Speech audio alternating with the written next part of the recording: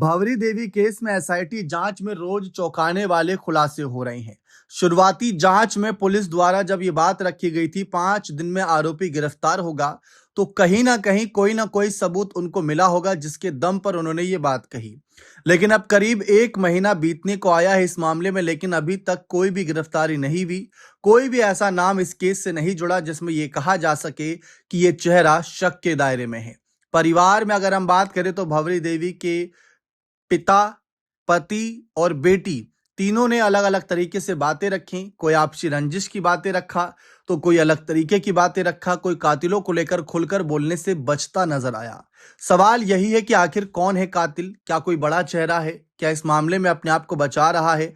ऐसे कई सवाल लोग, राजस्थान की जनता करते नजर आ रहे हैं।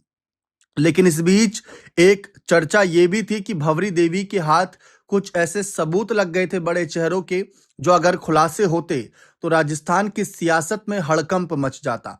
अब जब बात होती है सबूतों की, तो शुरुआत में तो देखिए आरोपी को पकड़ने के लिए सीसीटीवी फुटेज की बात होती है, फिर उसके बाद एफएसएल की रिपोर्ट की बात होती है, फिर उसके बाद इलेक्ट्रॉनिक सबूत की बात होती है। इलेक्ट्रॉनिक सबूत में अगर हम देखें तो कहीं ना कहीं मोबाइल फोन, आज के समय मोबाइल फोन एक ऐसा हथियार कह लें या एक ऐसा साधन है जो कि कई चीजों को एकत्रित करके रखते हैं, और हर किसी के फोन में कुछ ना कुछ ऐसा गहरा राज छुपा होता है जो अगर सामने आए तो सामने वाले की पोल खुले या सामने वाला जो है उसकी पोल खोल सकता है। ठीक उसी तरीके से इस मामले में भी भावरी देवी के फोन में क्या कोई ऐसा सबूत मौजूद था जिसको मिटाने के लिए, जिसको डिलीट करने के लिए कातिल उस रात पहुंचा? क्योंकि अभी तक इस मामले में ये तार नहीं जुड़ा है कि भावरी देवी के घर पर चोरी करने के लिए कातिल पहुंचा था, लेकिन भावरी देवी ने देख लिया तो कातिल उनका कत्ल करके चला गया। यानी चोरी के इरादे से आया था, लेकिन मामला कत्ल का बन गया। अभी तक ऐसा कोई मामला सामने नहीं आया। और दूसरा ये भी, भावरी देवी घर के बाहर सो रही थी, कहीं भावरी देवी को लेकर कोई नियत खराब तो नहीं, ऐसी भी चर्चा उठी राजस्थान की सियासत में।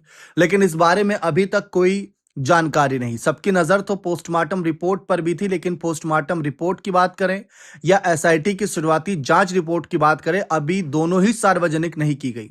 लेकिन बहुत से लोग, जब हमारी टीम ने राजस्थान में जगह जगह जाकर, लोहावट क्षेत्र, फलोदी में जाकर तमाम लोगों से बातचीत करी, एसआईटी प्रमुख से बात करा, तो पता चला कि बहुत कुछ इस केस में है जो सच अगर सामने आया तो शायद राजस्थान की सियासत में बड़ा हड़कंप मचेगा। लेकिन कुछ छुपाया जा रहा है। लेकिन एक वक्त पर ऐसा लगता है कि ये केस कहीं ना कहीं ऐसा केस बन गया है कि कातिल को पकड़ पाना बड़ा मुश्किल है। लेकिन बहुत से लोग ये कहते हैं कि कहीं कातिल को बचाया तो नहीं जा रहा। खुद पूर्व मुख्यमंत्री अशोक गहलोत ने भी ये सवाल उठा दिया था कि कहीं संरक्षण तो नहीं मिल रहा किसी का।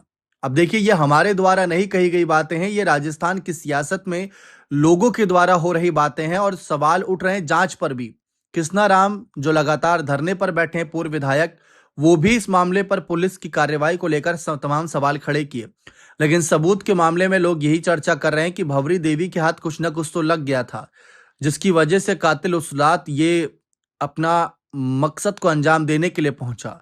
अब अगर मोबाइल फोन में कोई सबूत था, पारिवारिक कोई ऐसा मामला, जो कि आप समझ रहे हैं हम किस मुद्दे की बात कर रहे हैं, क्योंकि अभी तक उस मामले पर पुलिस द्वारा खुलासा नहीं हुआ है तो कहना ठीक नहीं रहेगा, लेकिन आप सब शायद वह समझ रहे हैं।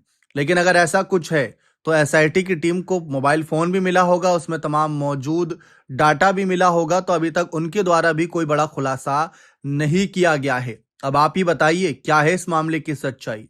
क्या किसी को बचाया जा रहा है, या सचमुच कातिल इतना शातिर है कि वह पुलिस एसआईटी के हाथ नहीं लग रहा है? और क्या मोबाइल फोन में ही कोई राज छुपा था जिसको डिलीट करने के लिए, जिसको मिटाने के लिए, सबूत मिटाने के लिए उस रात कातिल पहुंचा वहां पर? क्या है आखिर सच्चाई? इस मामले पर हर किसी की नजर बनी हुई है। देखते हैं आगे और क्या कुछ खुलासे होते हैं। बने रहे चैनल के साथ। बहुत बहुत शुक्रिया।